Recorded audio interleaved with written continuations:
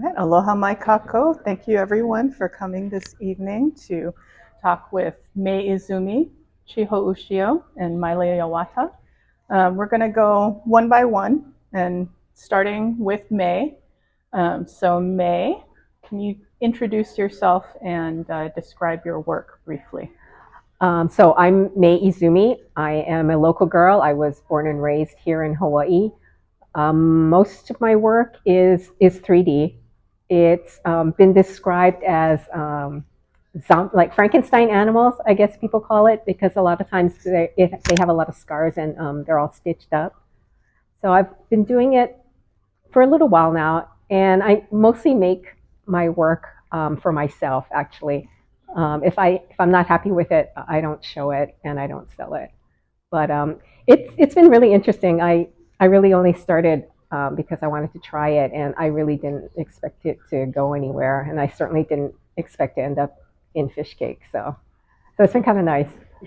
So when did that start? What's one of the first things that you remember making?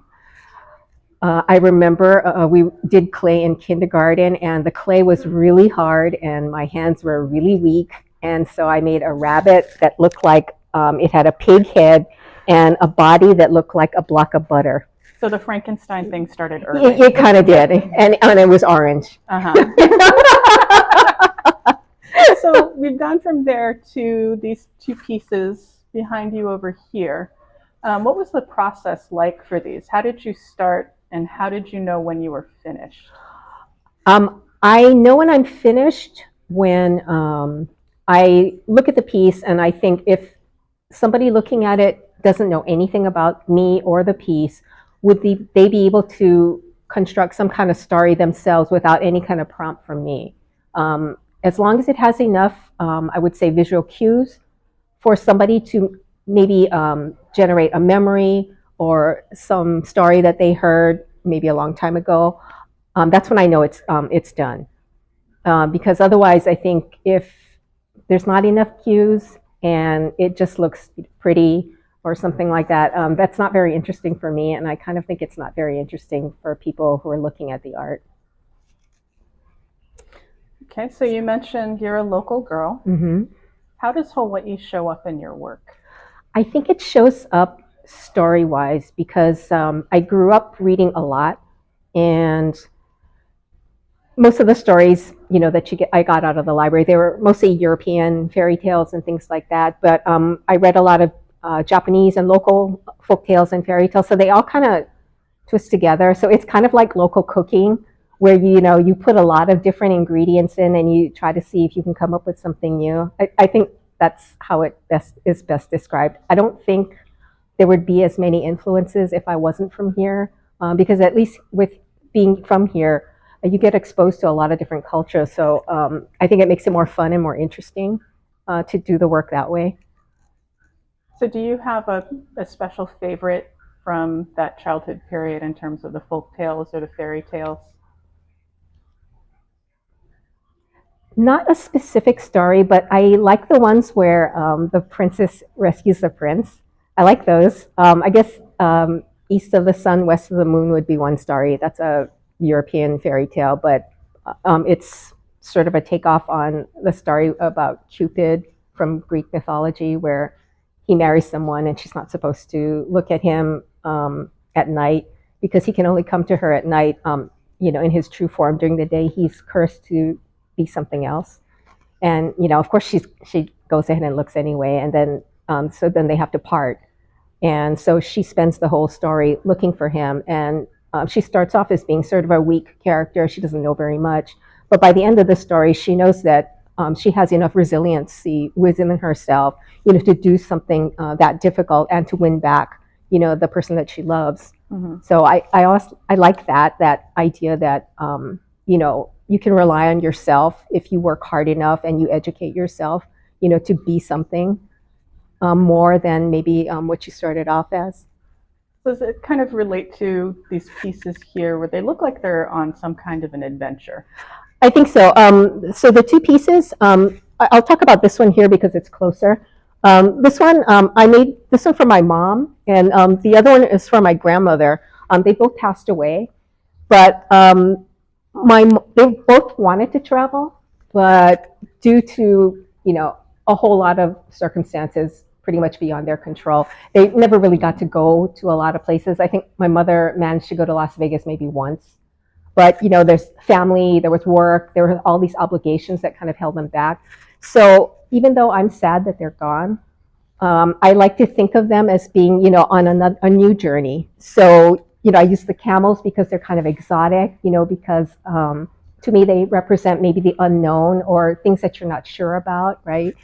And the outfit that she's wearing is kind of funny because when she came here, she married my father in Japan, but when she came here to live, she was all dressed up. She had a nice suit on, she was wearing a hat, and she had gloves on. And my dad was totally embarrassed because nobody here was dressed like that. This is the 60s. And so, he made her take the hat off and everything. So I like to think, she could have, outrageous hair. She can, be kicking up her heels if she wants to, wearing whatever she wants. And, having a kind of freedom maybe that she didn't always get to enjoy, while she was alive. So that was kind of the idea I was going with for both of the pieces. All right, thank you, May. Mm-hmm. Okay, so we're going to pass the microphone along, and while they do that, just quick trivia: all four of us graduated from University of Hawaii System. UH Manoa, UH Manoa, UH Hilo, and UH Manoa. Yeah. UH Manoa. Oh, UH Manoa. Okay. Oh. Okay. So Chiho, whenever you're ready, go ahead. Aloha, my name is Chiho Ushio, and I'm originally from Japan. And first, actually, I came here almost like 17 years ago. First, I went to Hilo Community College in Hawaiian lifestyle major. And at that time, I was not thinking I'm going to stay here that long time. At that time, first I came here just to learn free diving, but yeah, it was really wild because I was working in the city in Tokyo, and really I disconnected to the nature at that time. I felt like my mind and my body and the societies and just doesn't align. But spending time in the nature on Big Island, in the water, that's really give me the opportunity to reconnect to the nature.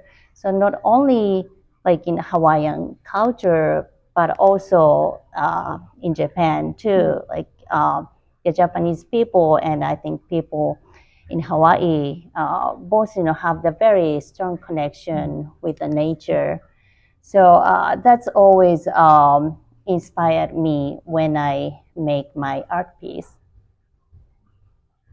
Okay. Did you want to share a little about the story behind the print you have here? Yes. This piece is my first piece that I made after I started the reforest project on Big Island. So the title is Love Letter to the Forest. And first I started making this piece using washi paper that I have corrected for my another previous artwork too. And I use this different kind of washi paper. I always love to explore like each textures are different. And when it tear, it has some like the evidence that was originally come from the forest and it's made by plants. So it's all material come from the Japanese forest. But usually I just forget about it. But for this time, I was really be aware of like where is this material come from and how I can make the connection with this material.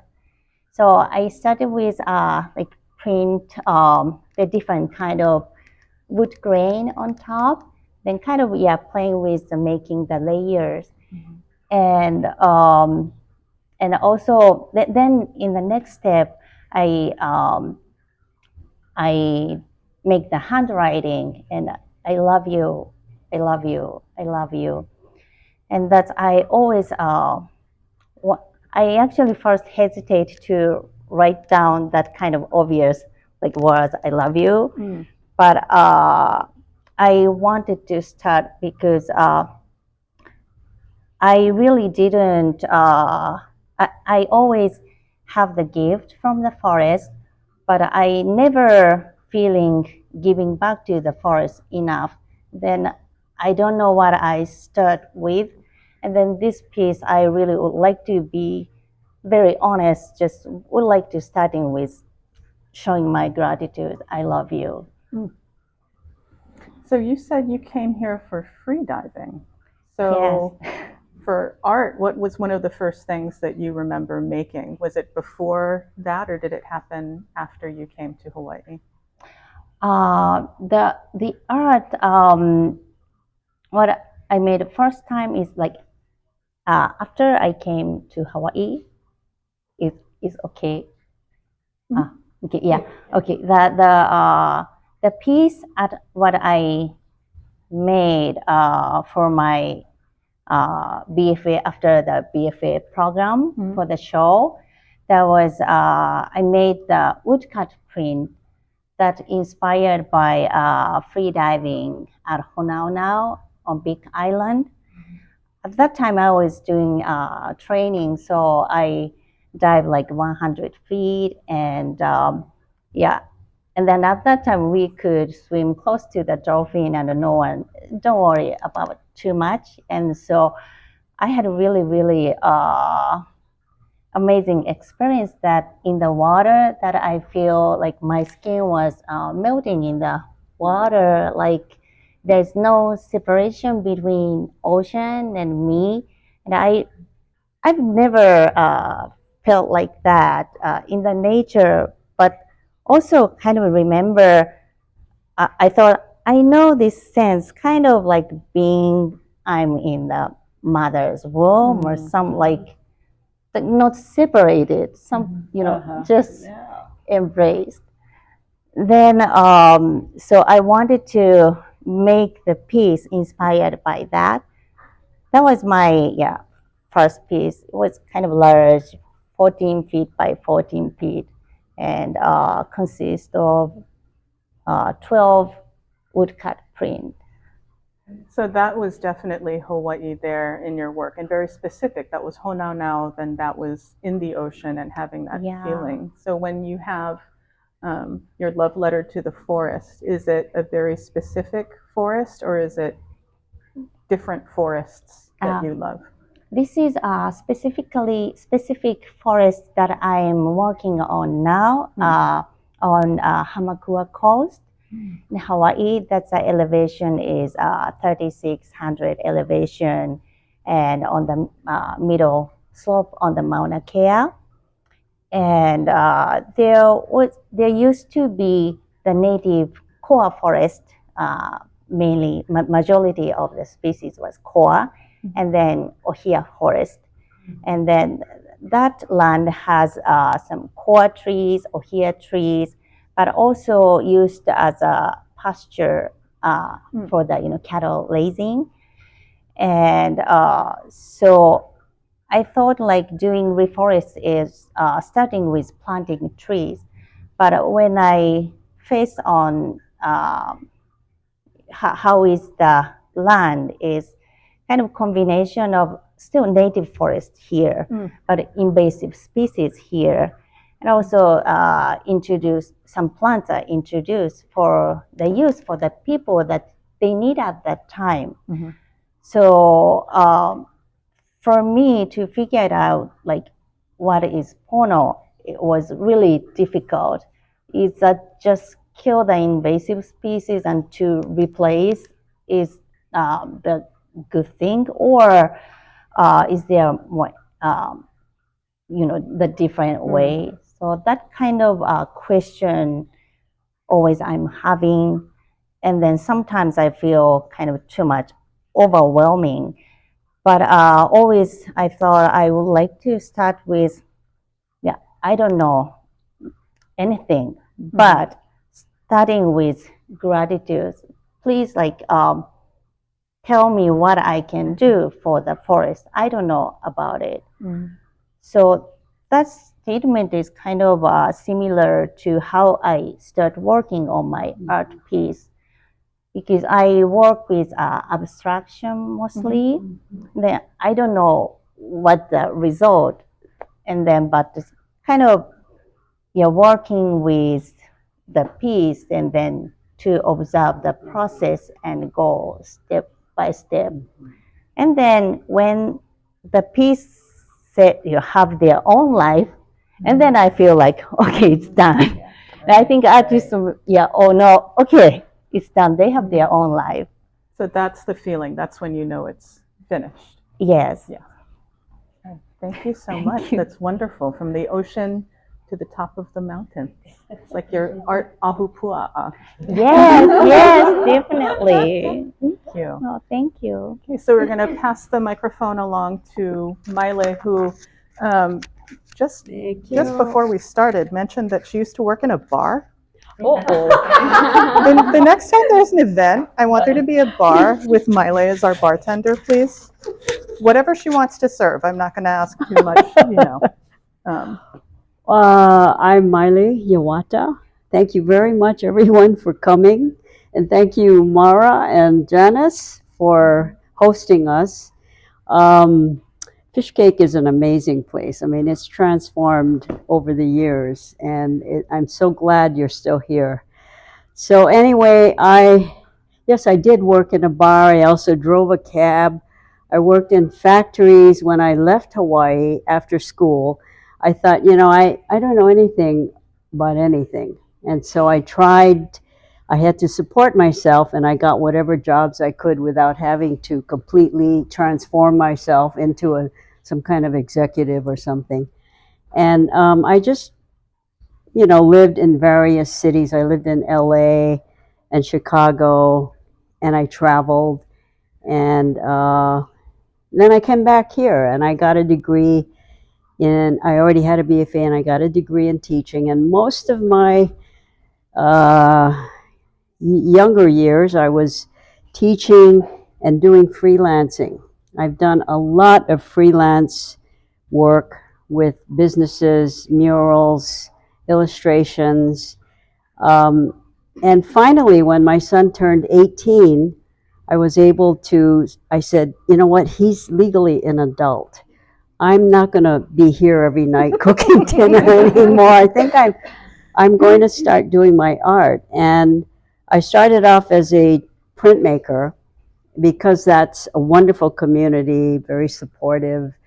And after 10 years of printmaking, which is a lot of work, technically, physically, I gradually got into clay and was encouraged by Esther Shimazu, Kay Mora, Joe Rowley, all these great, and May, who was doing sculpture. And, it was magical to work with clay, because up until that point, I'd been visualizing. And somehow clay is like, you feel like God, because you can make this thing real almost.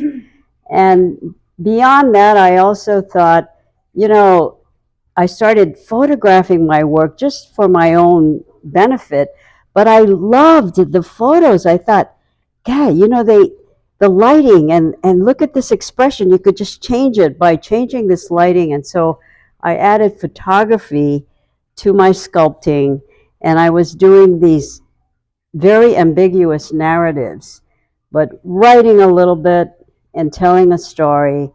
And I think, it's somehow, that's where I am now. I'm not doing too much photography.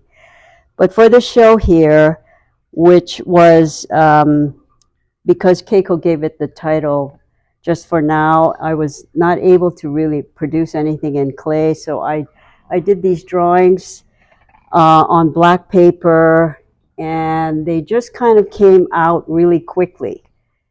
family. The first one on the left is my grandson, whom I communicate with on FaceTime a lot. And we draw often. We draw together or we make things. And so that was him in the first one as an avatar. He's my avatar. He's so bright and so happy, and he inspires me. And then the rest of the drawings kind of end with him telling me what to draw. The last drawing is a bake sale, and he drew with me, and he said, now you have to put two wiggly lines on the side. So I did it, and I said, what's that on the top? Well, draw a horizontal line. And so he's articulating every bit of it, which is a really, I'm a teacher, it's sort of my teacher coming out. And then he wanted me to draw these pastries, and then he said, oh, I made the cupcake bigger than the cake. So the cupcake is gigantic, the cake is here. So he was noticing all these things that he did. I said, no, that's okay, and so his drawing and mine look almost exactly alike, except that I drew on black paper and he drew on white paper. So that's sort of, those drawings are just that kind of thing where a drawing is a very personal thing, and a lot of ideas come from that interaction with the paper. You have this kind of portal into ideas, and as you pointed out, it's not something you're pre-thinking, it's process oriented. So this color and then this thing, and you're lost in it. You're doing what the drawing wants you to do, and you're finished when it looks like it's finished, except that I would keep coming back. So it sounds like you're not intimidated by a blank page. Well, I'm sorry? It sounds like you're not intimidated by a blank page. Oh, yes, I am. So has that always been the case? Like, what was one of the first things that you remember making or drawing? Well, I was always making stuff, but I remember that there were these matchbook covers that said, draw me. And there was a drawing of a woman's profile, which I must have been like 4 or something like that. And I just looked at that and I said, how can you, I've never seen a drawing, I'm drawing, like this, right? And I asked my mother, I said, Mom, can you draw this? And she looked at it and she got a pencil and she did it. And, that was, I still remember that. I was just in awe that she could draw a profile of a person's face. Was just astounding to me. And I think drawing has always been, for me, the key to everything else I do, truly. Although I don't necessarily make a drawing, I'm visualizing, and that, well, I don't know, maybe not always. I don't really know. So the process is important for you, but yes, you have a starting point already when you start on the paper? Yeah, your materials, right, are sort of your starting point. And so if you have a certain kind of pencil and a certain kind of paper, it's kind of flowing really easily. Or you have a really hard pencil and the paper is not really cooperating. And so, you might end up with a very different kind of thing. And I think clay is like that too. If the clay is really soft, you're going to write? No, you're going to just kind of like, whoa, you're starting to roll things out. And materials, I really relate to whatever I'm using. And, photos, although you're not touching, you spend so much time editing, right? It's the same, except it's not active. Anyway, am I talking too long? No, I'm going to make sure, though, that we have a chance to talk about the takuan pieces. You have the photos up here. And we're just going to go ahead and let everyone know that if they go to the State Art Museum downtown, there are 2 big banners in front with Maile's takuan on them. And if you go in to the exhibit, they're all lined up on the entry wall. Can't miss. But there's so much story happening in those. When they were setting up the exhibit, the team kept moving them around? Because I think they had asked you, who each character was, and you said, well, this one is the mother, and then this one, and so they're trying to. How do they have the conversation? So, how did that start? Well, really left it up to them. I had nothing to do with the way they positioned the alignment of them. But they all seem to be kind of looking at each other, and they're all a little disgruntled. And, the idea is that having gone through COVID and then thinking about improving yourself and being a better person, and then thinking, that sometimes is so hard. I mean, you really fall off that path. For whatever reason, I'm yelling at my husband, or something. I really wish I didn't do that. It's too late. And I thought about the gods, in way back in Greek mythology, they were always fighting, there's always some kind of greed or anger. And I thought, nobody's perfect, not even monks. And I wanted to express that in these pieces. And I also, oddly, have previously referred to the takuan and the daikon as part of this series because I have to decorate them. And I grow daikon in my yard. So it's always a really easy, it sort of fits the form. But also I identify with it. I'm Japanese. And a daikon, right? We grow up eating daikon in many forms and making takuan. And then I found out that takuan is really the name given to the pickled daikon by the monk, Soho Takuan. What's his name, Soho? First name? He was a really renowned monk from a Zen Buddhist temple in Kyoto. In fact, they created an anime character based on him. And he made takuan pickles. So they named the pickles after him. I thought that was hilarious and also really fitting because humor is, to me, very important if I'm going to be working.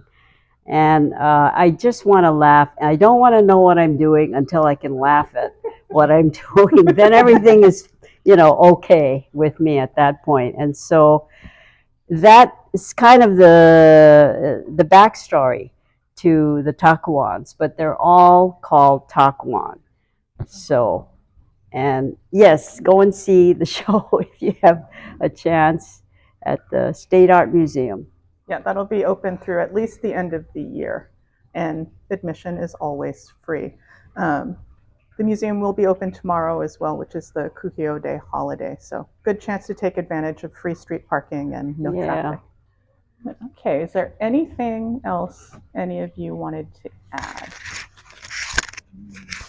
Are we ready for questions? Yeah, if anybody wants to. Here, let me give you this. Wow, and I have the biggest mouth. Oh, okay, yeah. I think we'll just take questions if anybody wants to ask questions or even just, comment on, wow, that's so, hi maka maka. I don't understand what you're talking about. Just anything. I mean, we'd be, very interested to hear what how you feel about the pieces or, anything we said. So. You're going to repeat your question after you ask the question so we can have them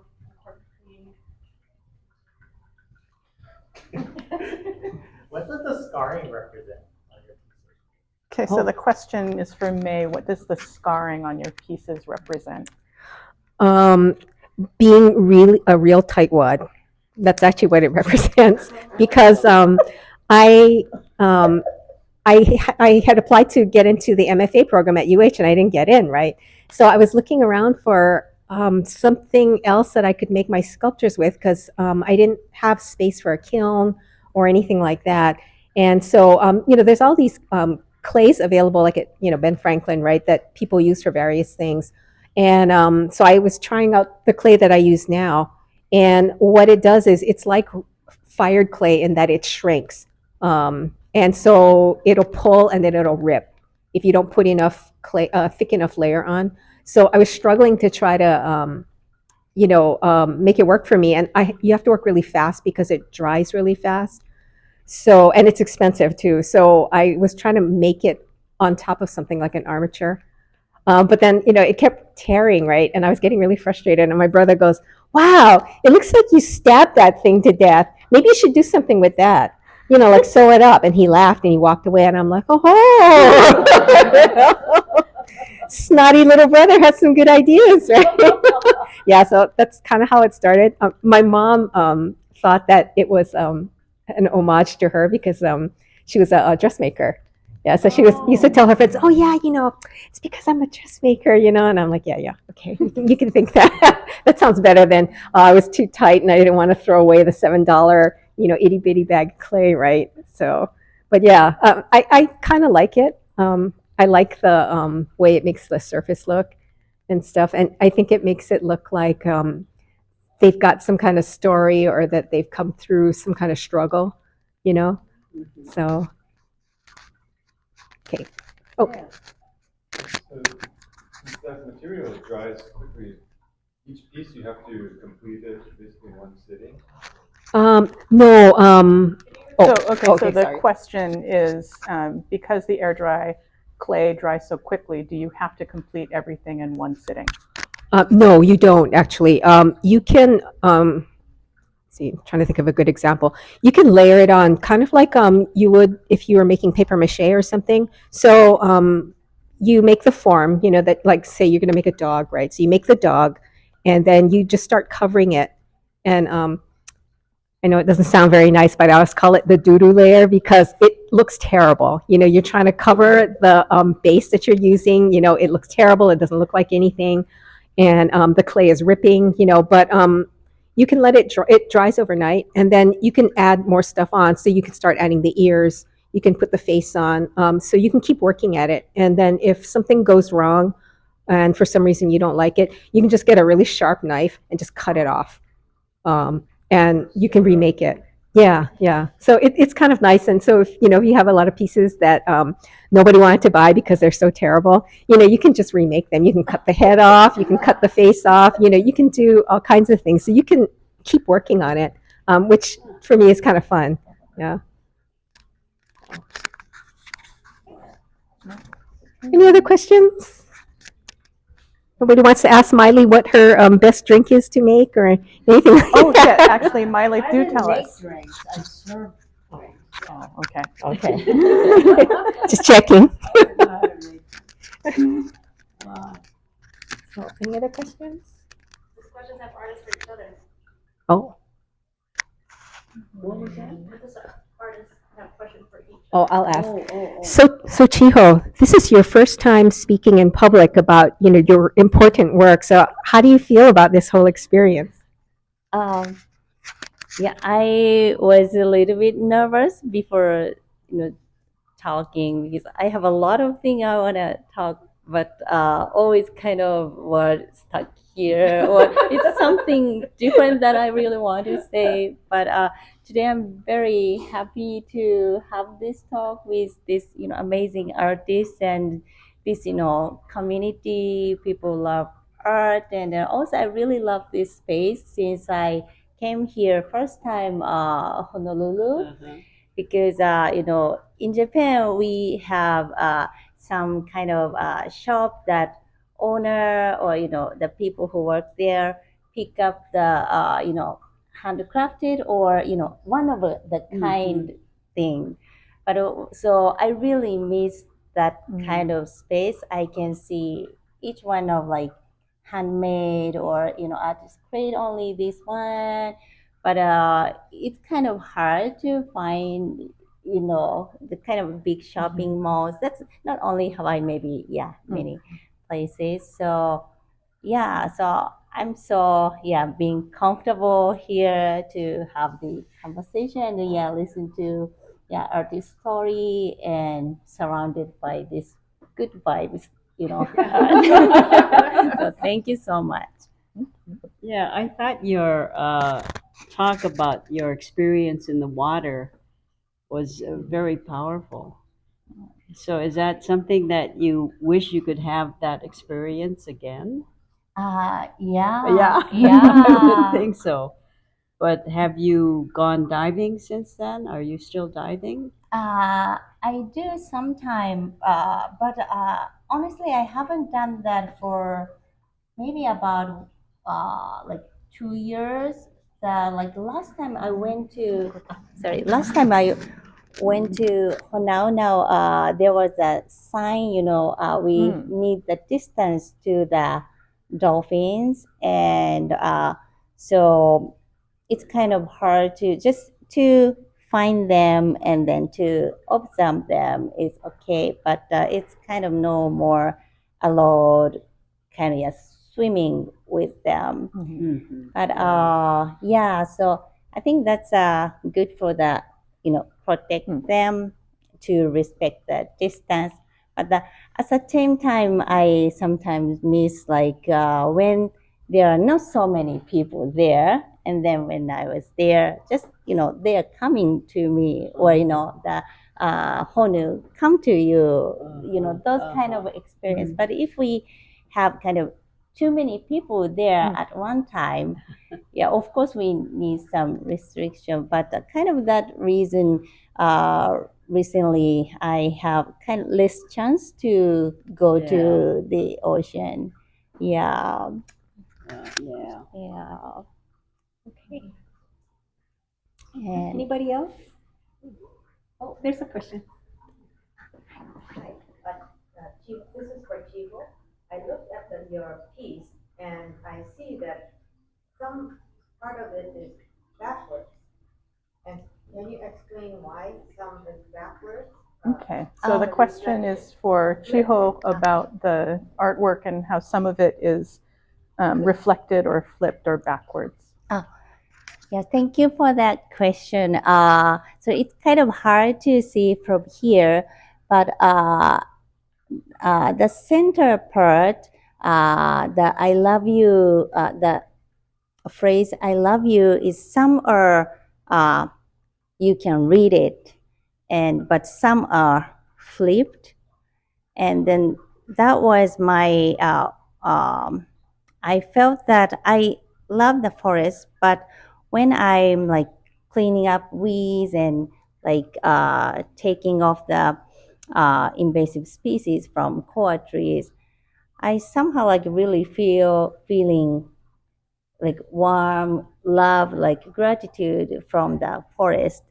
So I use the flip side, the back side, like love from the forest and the love from me to the forest. So it gives it depth too. Yeah. So there's a backside and a front to the idea.